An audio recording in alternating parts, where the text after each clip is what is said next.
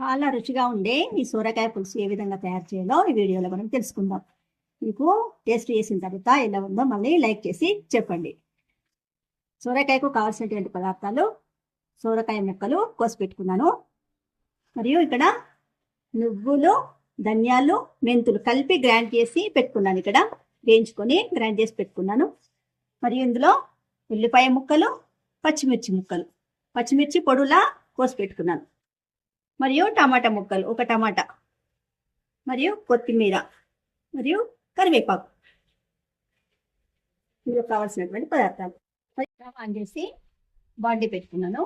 Bowl, అందులో oil వేస్తున్నాను. మీకు కావాల్సినంత, మీకు ఎంత కావాల్సినంత ఆయిల్ వేసుకోవాలి.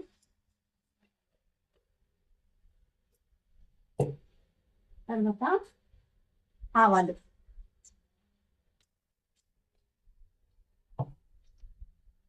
మరియు జీలకర్ర,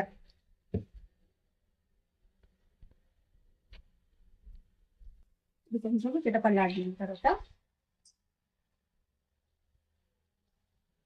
ఉల్లిపాయ ముక్కలు కొంచెం ఫస్ట్ కొంచెం వేసుకోవాలి. మళ్ళీ తర్వాత పచ్చిమిర్చి ముక్కలు,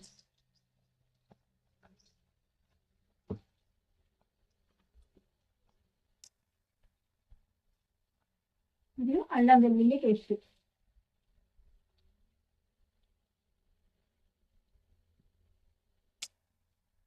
అది కరివేపాకు.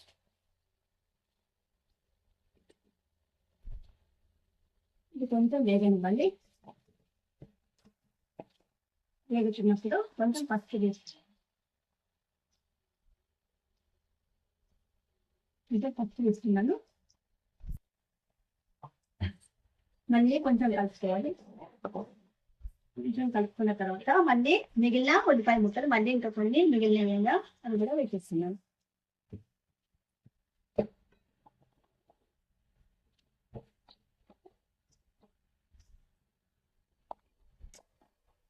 వేగిపోయినాయండి. ఇప్పుడు మనం కోసి పెట్టుకున్నటువంటి సొరకాయ ముక్కలను ఇందులో వేస్తున్నాను. ఇవి పెద్ద పెద్ద ముక్కలుగా కోసుకోవాలి, పులుసు కదా, సొరకాయ పులుసు కాబట్టి కొంచెం పెద్ద ముక్కలు ఉంటేనే బాగుంటుంది. అదే దీన్ని వేగనివ్వాలి కొంచెం.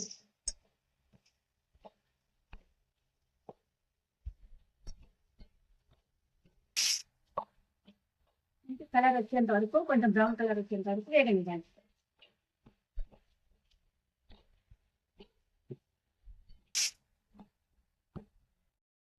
వేగినాయండి. ఇప్పుడు కొంచెం టేస్ట్ కోసము దీనికి పట్టుకోవడానికి కొంచెం షుగర్ వేస్తున్నాను. ఇష్టం ఉన్న వేసుకోవచ్చు, లేకపోతే లేదు, టేస్ట్ కోసం అంతే.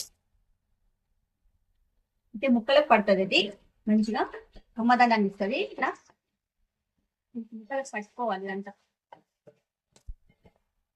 మళ్ళీ ఇప్పుడు ఉప్పు వేస్తున్నాను, తగినంత ఉప్పు.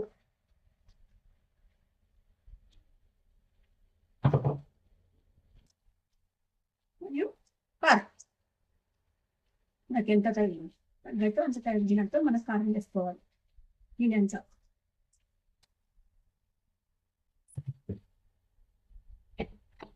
మళ్ళీ కొంచెం దీనికి ముక్కలు పట్టేంత వరకు కొంచెం వేగేటట్టు చూసుకోవాలి, మాడకుండా చూసుకోవాలి.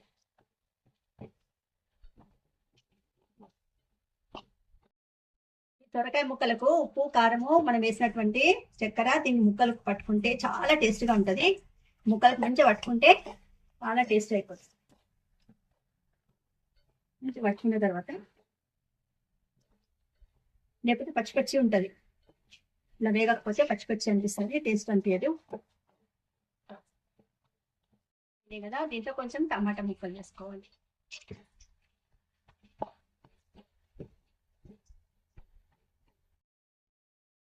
టమాటా ముక్కలు కూడా వేగిపోయినాయి, ఉడికిపోయినాయి.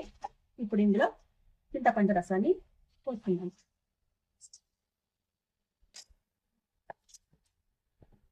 ఇది కొద్దిసేపు ఉడకనివ్వాలి. ముక్క మెత్తగా ఉడికిన తర్వాత మళ్ళీ మనం గ్రైండ్ చేసుకుని వేద్దాము. అంతవరకు ఉడుకుతుంది. సొరకాయ ముక్క మెత్తగా ఉడికింది. ఇది ఉడికిన తర్వాత మనం గ్రైండ్ చేసుకున్నటువంటి ఈ మిశ్రమాన్ని ఇందులో వేస్తున్నాను. ఇది చిక్కబడుతుంది. చిక్కబడ్డ తర్వాత మనం తర్వాత దించుకోవాలి. చాలా టేస్టీగా ఉంటుంది. టేస్టీగా ఉండేటువంటి సోరకాయ పులుసు రెడీ అయిందండి. టేస్ట్ చూసి లైక్ చేయండి. సరే, థ్యాంక్ యూ.